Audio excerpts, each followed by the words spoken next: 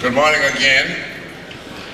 It's not too often that you get an opportunity to have the honor to introduce someone that you grew up with.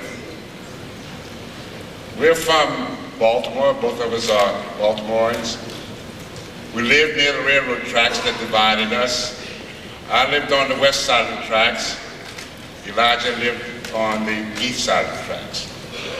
But despite the poverty that existed during those times, we had strong families, strong religious institutes, and out of that came some strong leadership that we now have today. Elijah, as I fondly call him, is a congressman from the 7th Congressional District of the state of Maryland. He also serves on a very important committee that serves us. He's a member of the House Transportation and Infrastructure Committee, and he also serves on the Surface Transportation Subcommittee. He's been a great supporter of workers and transit workers in particular.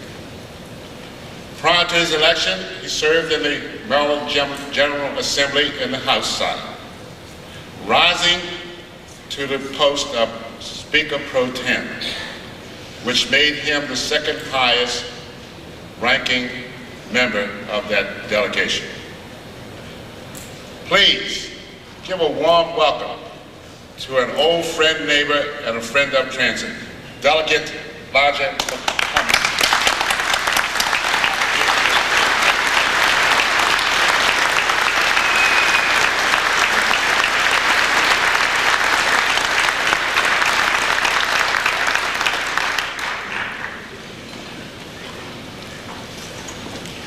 I must tell you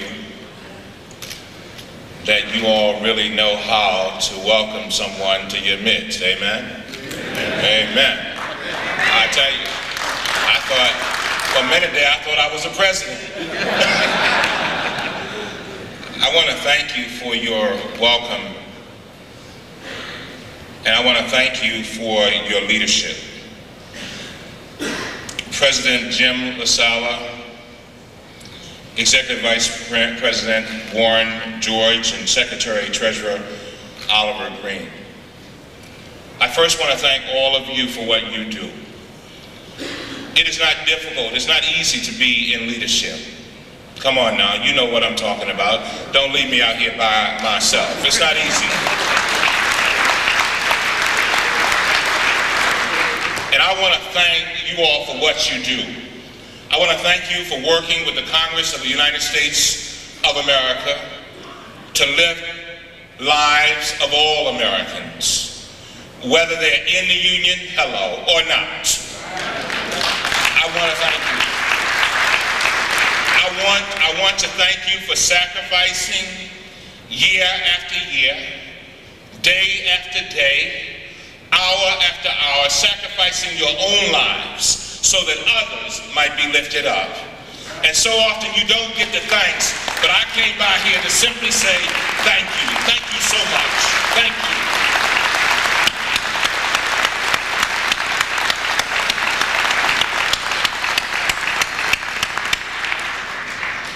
I am not here to talk about Monica Lewinsky. No.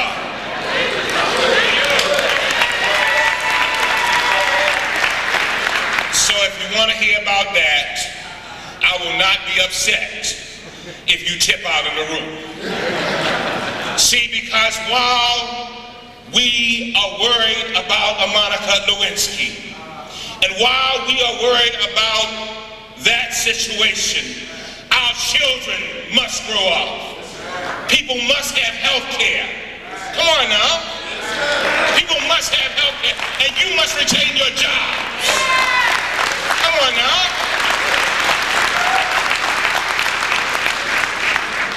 So often, we get caught up in the wrong stuff. And so I've come by here today to also say thank you to each and every one of you. You're some special people. You don't know how special you are. I want to thank you because you have played such a significant role in my life. From a little boy, when my mama used to get up at 6 o'clock in the morning, we didn't have a car, so mama had to get on the bus. All right. She had to get on the bus to ride clear across town so that she could clean floors and wash Venetian blinds. But she couldn't have gotten there if it were not for you and those who came before you. She couldn't have gotten there.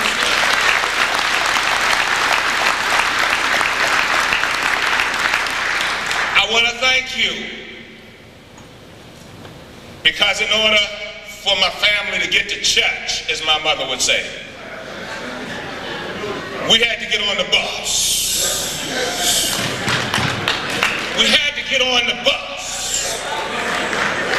See, we take so much for granted, but if it were not for you and those who came before you, I couldn't have gotten to church.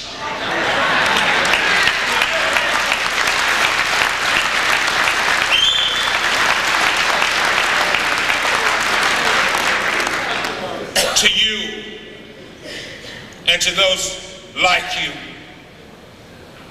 when I got ready to go to high school, the high schools in the area that I lived were not as nice as the high school about 7 miles away. So every morning I'd get up and I'd get on the bus.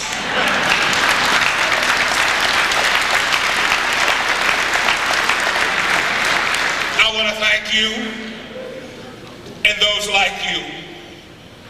When I didn't have my 15 cents together and I only had 10 cents, you gave me a wink and gave me a smile because you knew I was just trying to be somebody. I want to thank you.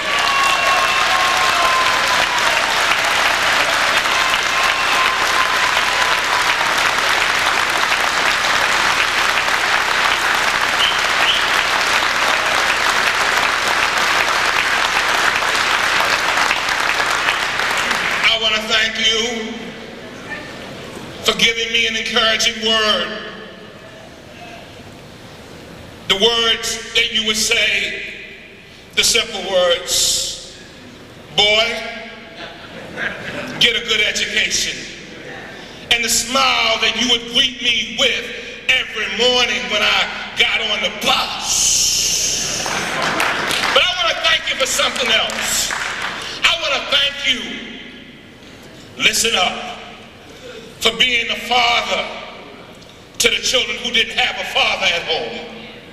I want to thank you for being mothers to the young children that got on the bus and didn't have a mother at home. I want to thank you for being there for the woman who didn't have a husband, but when she got on the bus, greeted her, and even if she didn't look so good,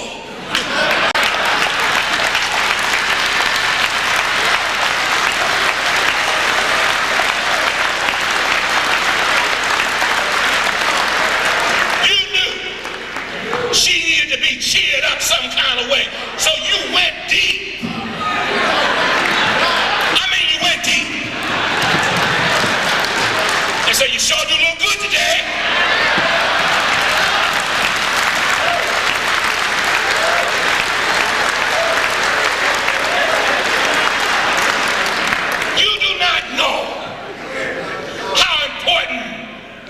You are. Thank you for being listeners. Thank you for listening to the lady who just found out that her husband has cancer. Thank you for asking about him. Thank you for telling her that you were praying for him. Thank you. Thank you for being there.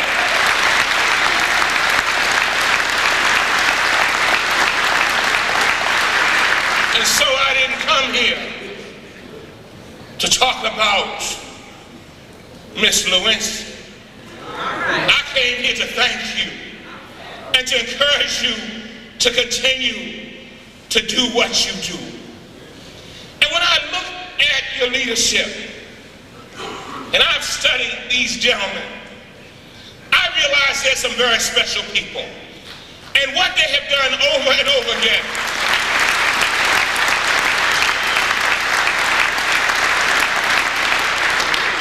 is they've constantly touched other people. Reverend Dr. Samuel Proctor has a book called The Substance of Things Hoped For. And in that book, he talks about how we are all at some point in our lives like the man standing in the middle of a busy intersection, waiting for somebody to lead us across the street because we are blind. And all of us have been there. Every one of us. Too often, what people do is they forget the difficulties that they've been through. They forget the struggles that they've been through. They forget who they are. But I'm so glad that your leadership has never forgotten. See, I've learned something about leadership. Some folk get in leadership and they think they're an extraordinary person, called to an ordinary mission. No, it don't go that way. They are ordinary people called to extraordinary missions. And that's why I love you and I love them. Ordinary called to the extraordinary.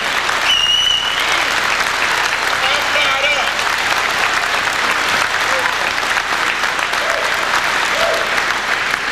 I just have 3 points. Just 3. First of all, you all know about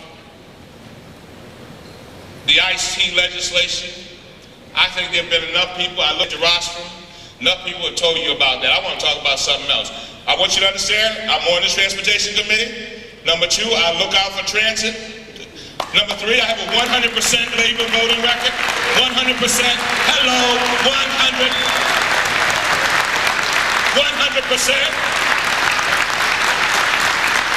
But I want to talk about this morning some other things, if you don't mind. See, I realize that there are people in this room who don't know the story, since we're in Chicago, of Sammy Sosa. I want to talk about him for a moment. Don't get me wrong. I love Mark McGuire. I really do. I also love Sammy Sosa. And the reason why I know so much about him is that I had to make a presentation on the floor of the House with regard to Mr. Sosa. And since we're in Chicago, one of the greatest cities in the world, I might as well talk about Brother Sosa. Sammy Sosa, if you don't know it, at 10 years old, his father died. He was living in the Dominican Republic. He had 7 brothers and sisters. He wanted to help his mother take care of his brothers and sisters. So, Oliver, what he did was he went to some of the hotels where people shine shoes. And when they would discard the empty shoe polish cans, he would go and he would scrape them with his fingernail and get the shoe polish and keep putting it in another can until he had enough to create his own shoe shine stand. Not only that, he took old, rejected pieces of wood and built a box, a shoe shine box. Hang with me now. And then he went and he began to shine shoes. While he was shining shoes, One of the things that he discovered, he ran into a fella who liked him. Said, man, I really like you, boy. I like what you're doing. And then he went to, and he said, well, sir, would you come and see me play? So he's a baseball player, right? Little boy. So when this fellow went to see him play, he was shocked. Because Sammy Sosa did not have the money for a glove. He used an old, discarded, now listen to what I'm saying, discarded milk carton for a glove. Hang with me. When he went to see him play baseball, he didn't have a bat, Mr. LaSalle. He had a broomstick. Hello. Something that had been what? Rejected. He didn't have a ball. Guess what he had? Had a golf ball that he had found near the golf courses, or he used a sock that they put mud in and rolled it up and put a piece of rejected string around it for baseball. And do you wonder why he can hit so well if you're trying to hit a golf ball with a broomstick?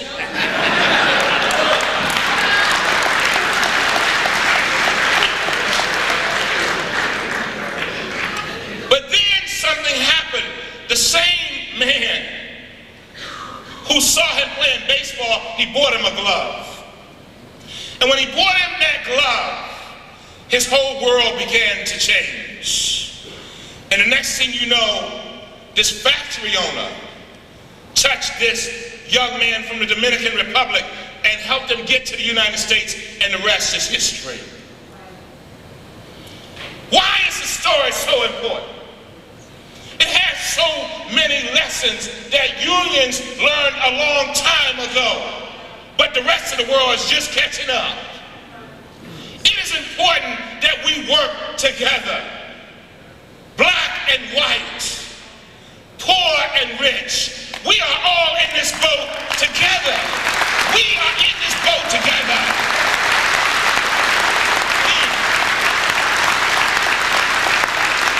And see, the great thing about it is that he never forgot from whence he came. When he got to where he got to, he went back to build hospitals and nursing homes. He went back to start off a little league, baseball league, so that little boys could have real bats and real balls and real gloves so that they could be lifted up. The reason why I talk about that is that it goes back to why I was saying thank you to you. All of our experiences, as painful as many of them have been, if we don't forget from whence we came, if we don't forget what we've been through, it makes it easy to help other people in times of difficulty. And you may not realize it, but you have touched so many people. And the reason why I started off by telling you about my life and how bus drive helped me is because I want you to realize that no matter where you are in life, you have been placed there for a purpose. And I understand.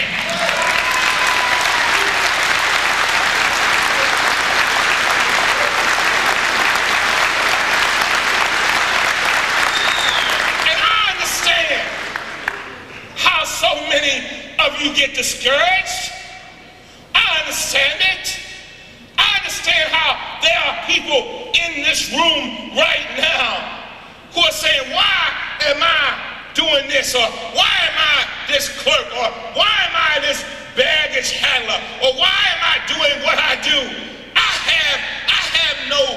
I'm not like Oliver Green. I'm not up here on the stage. Why am I where I am? Let me tell you.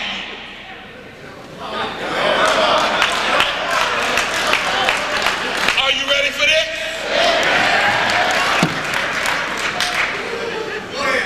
Noted religious scholar Dr. Charles Swindoll says something that is implanted in the DNA of every cell of my brain. He said, men and women of God, servant leaders in the making, are first unknown, unseen, unappreciated, and unapplauded. In the relentless demands of obscurity, character is built. Those who first accept the silence of obscurity are best qualified to handle the applause of popularity. Let me break that down. I want to break that down for you. What he said was that so many times all of us have been in positions where maybe we were just sweeping the floor in a job, and we look up at the clock and we could hardly wait for the clock to strike 4 o'clock when we get off. But if we do that job well, that there is a ladder there, somebody will notice us. Somebody will say, I like that lady, I like that guy, and I want to help him or her. We have to understand that Oliver Green did not start off as Secretary Treasurer. No, he didn't just fly down from heaven and just appear as Secretary Treasurer. No.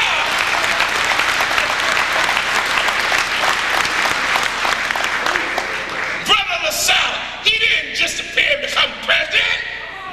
No. These are folk who worked hard. They worked hard. They did what you do. And they got to where they got to because they never forgot from whence they came and when they were unseen.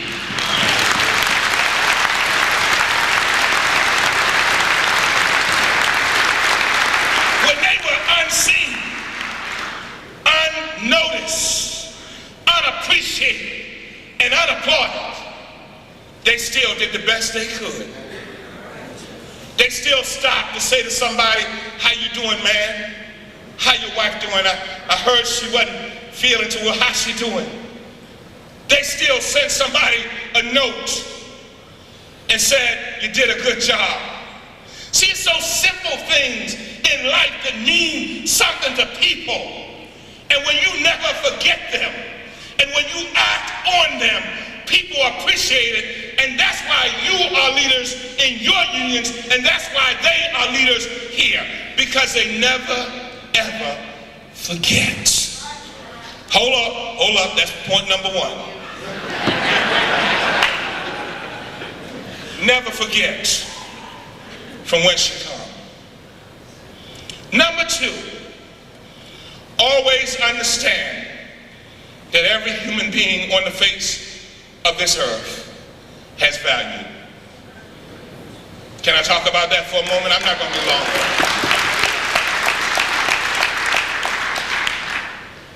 I told this story before, and I love it so much that I'll tell it just one more time. I just love it. My daughter attends an all-girls school, and she's 16, and a year or two ago, we went to a meeting where they had this expert from Harvard, amen, with a lot of D's behind her name, to come and talk to us about success. And I will never forget President LaSala when she got up. She said, I'm here to talk about success. And I would like for some of you to come up. Before I tell you what success is, I want some of you to come up, and I want you to tell me what success would be for your daughter.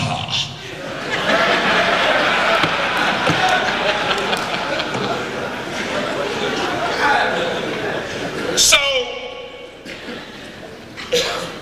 one lady gets up and she says, well, I want to tell you, I just want my daughter to grow up and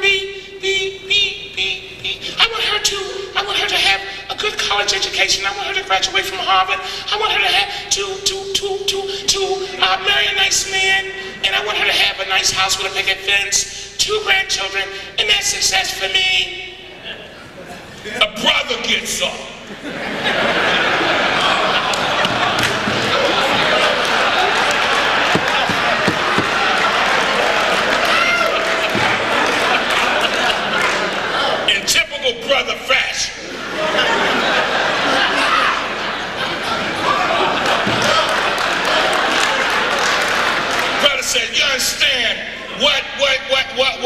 success for me, understand, is you know, I got one daughter, she's at Spelman now, you understand, and she's a senior, and I got another daughter, she's a senior here at this school, and you know, what I want success for me is I want to get my other daughter in Spelman, get her graduated, I don't have to pay no more tuition, and that's success for me.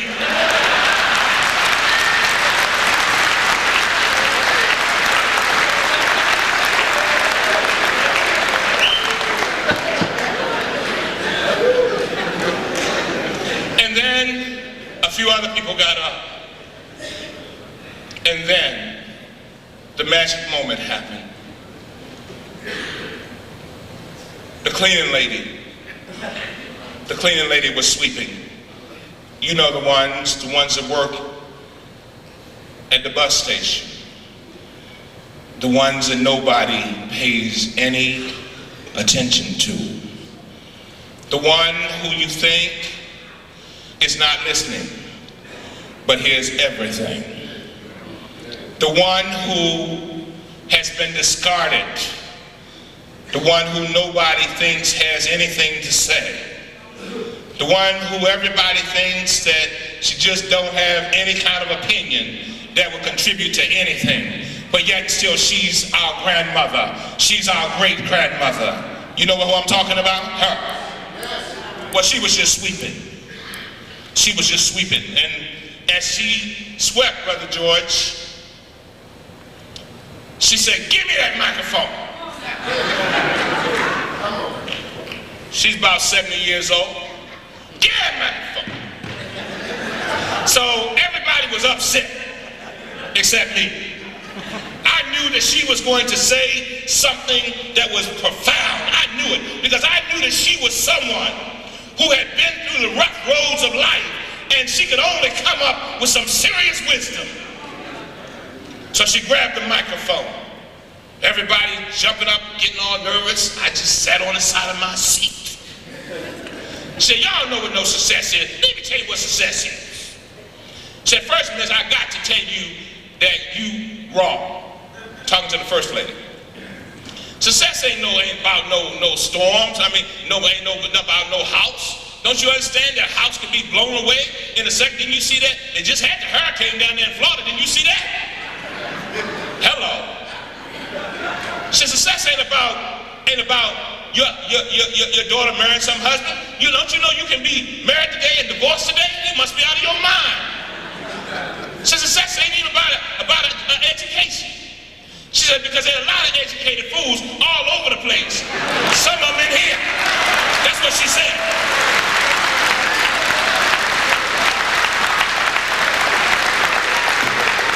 And then, of course, she had to give equal treatment. She had to treat Dio with the brother. She said, and you just as bad. She said, here you go, you talking about you worried about you worried about when you finish paying that tuition. You ought to be glad your girls ain't pregnant. You know, they trying to get through school. You ought to be happy. You ought to be happy to pay that tuition. But then she said the profound words that meant so much. What she said, let me tell you what success is. And I'm going to tell you just like she said it. She said, you understand, success is like a tire. You know, like a tire on a truck. And like when the tire go over a bump in the road, you know, it can be a big bump, go over a bump and keep on rolling. That's what success is. She put the microphone back in the thing, took her broom and kept sweeping. Now, everybody looked at me, because they knew I lived in the inner city. They knew I was an expert in ebonics, and so they looked at me.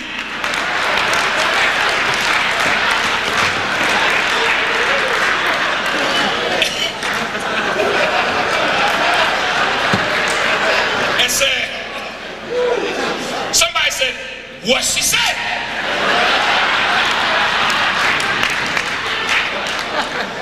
She said success is to be able to take a licking and keep on tipping. That's what she said.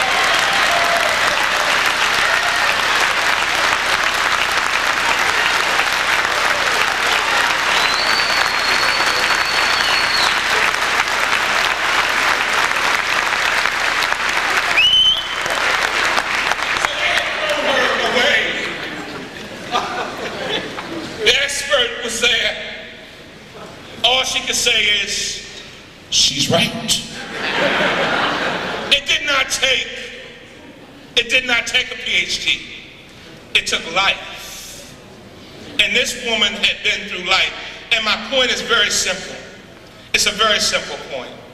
That so often we discard people and act like they have no value. But each and every one of us has value. Each and every one of our experiences gives us value. And then I need to say my third point. There's somebody in this room who is in fear of moving forward. I got to talk to you.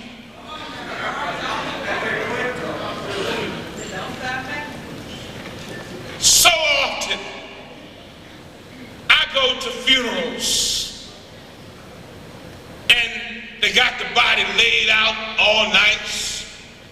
I don't know how they do it in the white community, but in the black community, they have a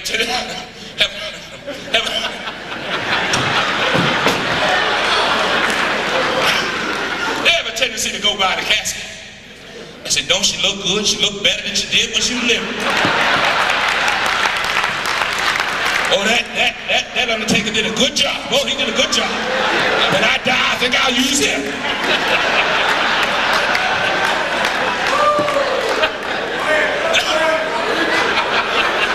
But they laid out. Preacher gets up. Oh, Sister Mary. Oh, Sister Mary was a good sister. And they go on and they talk. And sometimes you know that Sister Mary, if you knew her well, or Brother Jim, you knew that they had dreams, but they never pursued their dreams. They were always like somebody looking on the outside of the house, looking in, saying to themselves, I can never rise to be the president of a union. I can never rise to be the secretary treasurer. I can never rise because I just don't have the right stuff. Let me tell you, whoever you are, let me tell you my story so you might be inspired. Mother and Daddy were sharecroppers from Manning, South Carolina. Thank you, South Carolina, or one of y'all.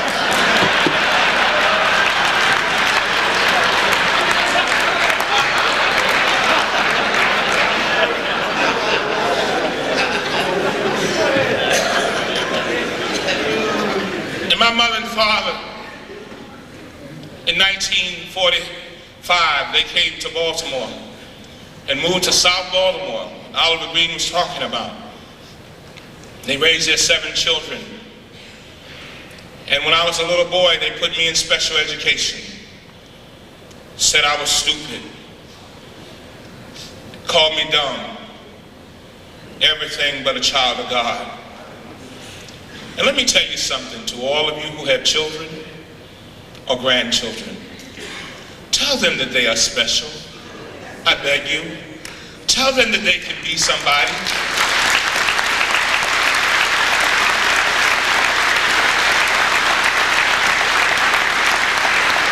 See, children don't know how to handle criticism. They don't know. They just got on the earth. Tell them that they have an appointment with success. That they have an appointment with a college education. That they have an appointment with things that will be good for them. Tell them. But let me finish telling you a story, because I know I'm past my time. Let me just finish. So when I was in the 6th grade, I went to my counselor, Mr. President, I said, counselor said, what do you want to be? I said, I want to be a lawyer. He said, why you want to do that? I said, because I see all these people going to jail and I think I can help them. I'm just a little boy now. Nappy head, snotty nose, patched up pants. I just want to be a lawyer. And the counselor, an adult, with a lot of D's behind his name, said to me, you can never be a counselor. I mean, never be a lawyer. You'll never be a lawyer. Look at you. Look at you. Who do you think you are? Your mother, she's a domestic, cleaning people's floors. Your father, he's a laborer in the union, by the way.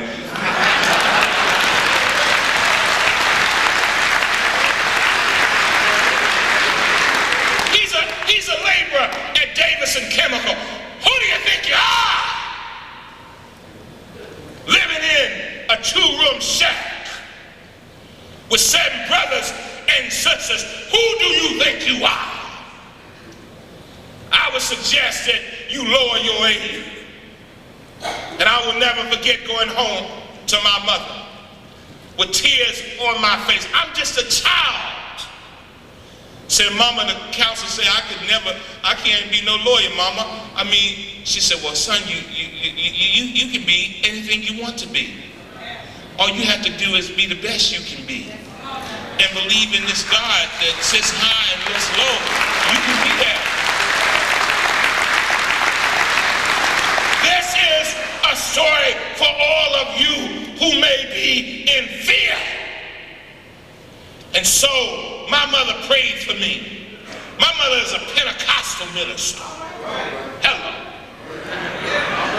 And they believe in putting their hand on your head. And Mama began to pray for me. And Mama's hand, Oliver, was going like this. And I felt like I was a milkshake. But after my mother had prayed for me, Brother George, she said 2 words that I say to you today. She said, claim it. Claim it. Claim it. And so she had me write on the back of a river rice box, I will be who I want to be. And she told me to take that little piece of paper to every difficult task that I had. So I was in special education back then. I had my little piece of paper. You know, now, I want y'all to understand this. Not only did she pray for me, but she prayed for the piece of paper. See, that's how it goes. Had to have double coverage. Pray for me, piece of paper. So, I took that little piece of paper, and the next thing you know, I was out of special education. Took the same little piece of paper to middle school, junior high school they called it. And when I was in junior high school, and you have to understand this, when you are trying to be successful, ask these gentlemen up here, and they will tell you exactly what I'm telling you. When you are trying to rise and trying to be somebody, there will always be people trying to put you down. You have to understand that.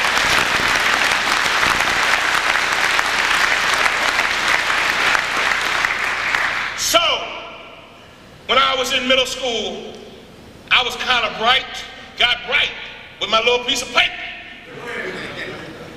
And the other kids would tease me, and they would beat me up. Broke a tooth in my mouth. Beat me up, stomp me. I used to have to find another route to go home because they were envious and jealous and that kind of thing. But some kind of way I knew I had a mission. Went on to high school, graduated #1 out of 773.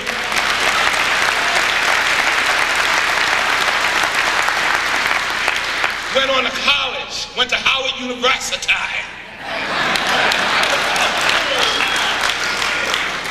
Became president of the student government, graduated Phi Beta Kappa. But I didn't even know what Phi Beta Kappa meant. I didn't. One night somebody came knocking on my door, said, Lodge, you made it, man, you made it. I said, I made what? They said, you made Phi Beta Kappa. I said, what's that? I didn't apply for no fraternity. They said, no, that's the highest honor society in the world. And I said, Went on law school with honors. And then I became a lawyer. But listen to the rest of my story. And for you who have naysayers in your lives, Some of them may be sitting at the dinner table with you every evening. Don't raise your hand, they may be in the room now. Some of them, and you who are blessed to have supportive families, feel blessed. But the fact is that when I got to start practicing law on my third day, I was in private practice. And a man came to me, President LaSala, and I looked at him real good because there were only three lawyers in the office, and one of them was sick and the other one was in court. He said, I got an emergency. Oh, I have an emergency. I looked at him real close. I said, boy, he looks familiar. I just looked at him a little close. He said, my name is, I won't give his full name because he's still living, Brown. I'm Mr. Brown.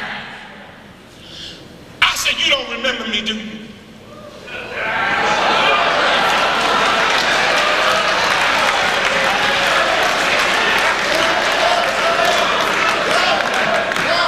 I said, you don't remember me. I said, I was a little boy at school number 121. And I went to you, sir, and I said I wanted to be a lawyer. And you told me I could never be a lawyer. He said, I said that? I said, yeah, you said that. I said, if I had allowed what you said to rule my life, I would be like 80% of all the brothers that I grew up with. I'd either be dead, in jail, or on dope. But,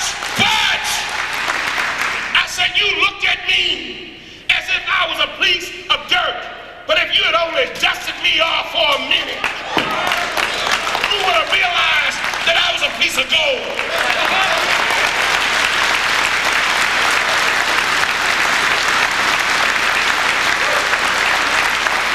I said, you looked at me as if I was a weed to be stomped on and thrown in the trash. But if you had just poured a little nourishment and a little encouragement and a little uplifting, you would have realized that I was a budding rose, but you didn't do that.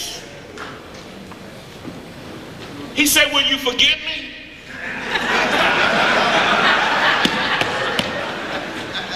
Now I must tell you, I'm a Christian. I said, yes, I forgive you. But I do not forgive you for all the boys and girls that I grew up with who now fill Baltimore City Jail and the penitentiary. I do not forgive you for that. I cannot forgive you for all the pain that our community has suffered because you did not live up to your responsibility. And so I went on to represent him. And the lesson there, and I'm almost finished. I know I see already. I'm almost finished. I see you getting nervous.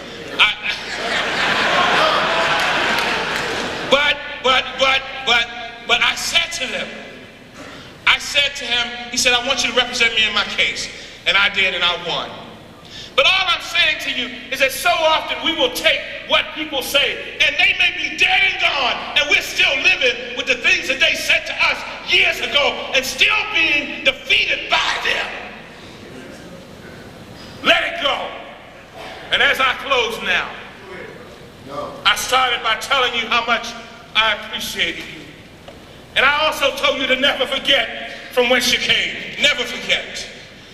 But I leave you with this simple little story, and then I'm gone. When I got ready to go to my graduation from Howard University, my mother called me and she said, baby, I can't come to your graduation.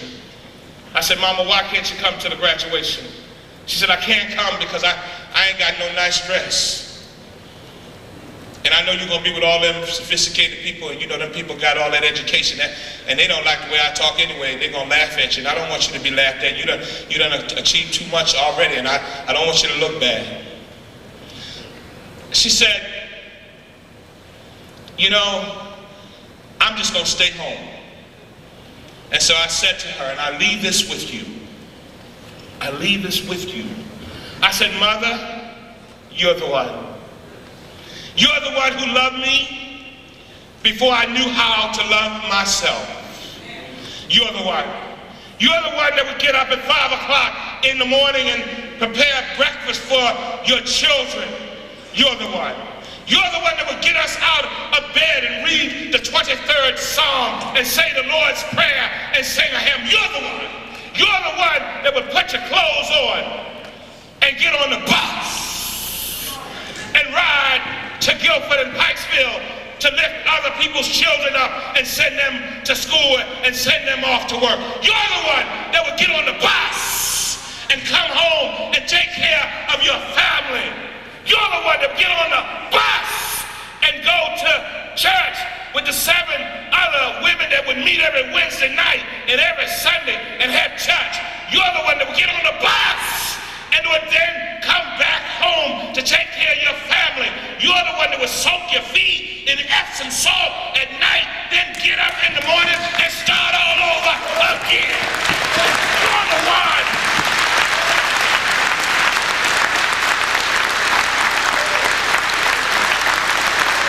And I say to you that you're the ones.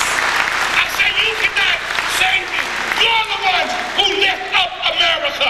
You're the ones that get up and take care of your families. You're the ones that worry about the public getting from place to place. You're the ones that improve our environment every day. You're the ones who lift America up. And I thank you.